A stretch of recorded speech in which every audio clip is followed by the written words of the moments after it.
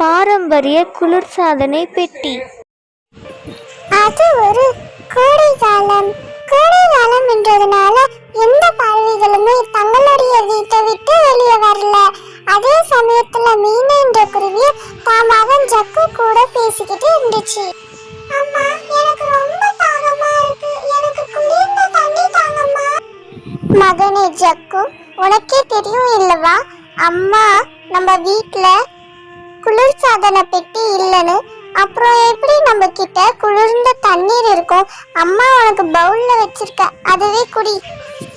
அம்மா, எனக்கு ரொம்ப தாகமா இருக்கு, நீங்க தேனுக்குருவி ஆண்டி கிட்ட போயிட்டு தண்ணி கேளுங்கம்மா, அவங்க கொடுப்பாங்க. சரி மகனே ஜக்கு, நீ வீட்ல இரு, வெளியே வராத. ஏன்னா வெயில் அதிகமா அடிச்சுக்கிட்டு இருக்கு. கண்டிப்பா நான் தண்ணியோட வீட்டுக்கு வரேன் அப்படின்னு சொல்லிட்டு மீனுக்குருவி தேனுக்குருவியோடைய வீட்டாண்ட போயிட்டு கதவை தட்டிக்கிட்டு இருந்துச்சு. தேனு அக்கா, என்னுடைய மகன் ஜக்குக்கு குளிர்ந்த தண்ணீர் வேணும். உங்க வீட்டு குளிர்சாதன பெட்டியில இருந்து எனக்கு குளிர்ந்த தண்ணி தாங்களே. மீனு, நீ நினைக்கிற மாதிரி இங்க இல்ல. எங்க வீட்டு குளிர்சாதனை பெட்டி ரொம்பவே ரிப்பேர்ல இருக்கு. அதனால நீ இனிமேட்டு இந்த வீட்டு பக்கம் வராத. என் மகன் ராஜுவும் ராணும் ரொம்ப வருத்தத்துல இருக்கும் அப்படின்னு தேனுக்குருவி ஒரு பொய் சொல்லிச்சு.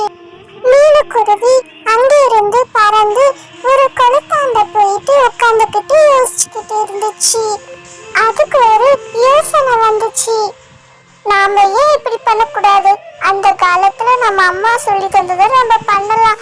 இப்ப மண்ணை வச்சுட்டு அதுல இருக்க தண்ணிய ஊத்திட்டு ஒரு களிமண் பதத்துக்கு வர வச்சிடலாம். இப்போ இதுல ஒரு பானையை செய்யலாம். அந்த பானையை எடுத்துக்கிட்டு நம்ம வீட்டுக்கு போய் நம்ம மக ஜக்கு கிட்ட சொல்லலாம்.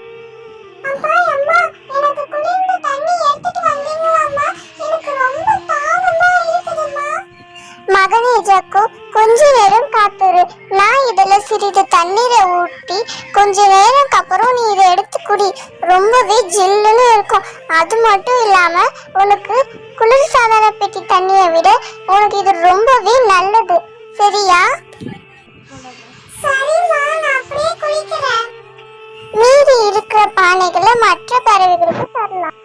மீனு, உனக்கு ரொம்ப நன்றி மீனு. இந்த பக்கம் தேனுக்குருவியோடைய குளிர்சாதன பெட்டி உண்மையாலுமே ரிப்பேர் ஆயிடுச்சு. அதனால தேனுவும் மகன் ராஜுவும் ரொம்ப வருத்தத்துல இருந்தாங்க. தேனு, உனக்கு ஒரு விஷயம் தெரியுமா? மீனுக்குருவி ரொம்ப குளிர்ச்சியா இந்த பானையை எல்லா பறவைகளுக்குமே இலவசமா செஞ்சு தருது. உங்க வீட்டில் இருக்க குளிர்சாதன பெட்டியோட இது ரொம்பவே இயற்கையானது. உனக்கு வேணும்னா போய் வாங்கிக்கோ, நான் என்னுடைய வீட்டுக்கு போறேன் அப்படின்னு அந்த பறவை அதனுடைய வீட்டுக்கு போச்சு. மீனு பானைய தருவாளா என்னன்னே தெரியலையே. மீனு, என்ன மன்னிச்சிடு. நான் உனக்கு அன்னைக்கு குளிர்ந்த தண்ணீரை குடுக்கல இல்லவா? என்ன நீ மன்னிச்சிடு. எங்க வீட்டு குளிர்சாதன பெட்டி உண்மையாலுமே ரிப்பேர்ல இருக்குது. நீ எனக்கு ஒரு பானை கொடுத்தனா ரொம்பவே உனக்கு புண்ணியமா போகும். இந்த பாருங்க தேனு அக்கா, இனிமேட்டு பொய் சொல்லாதீங்க. இந்தாங்க, நான் உங்களுக்கு இலவசமாவே இந்த பானையை தரேன்.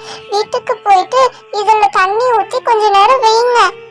மீனு, நான் உனக்கு தராத மனசுல வச்சுக்காம எனக்கு நீ தந்திருக்க பத்தியா, உனக்கு ரொம்ப நன்றி மீனு.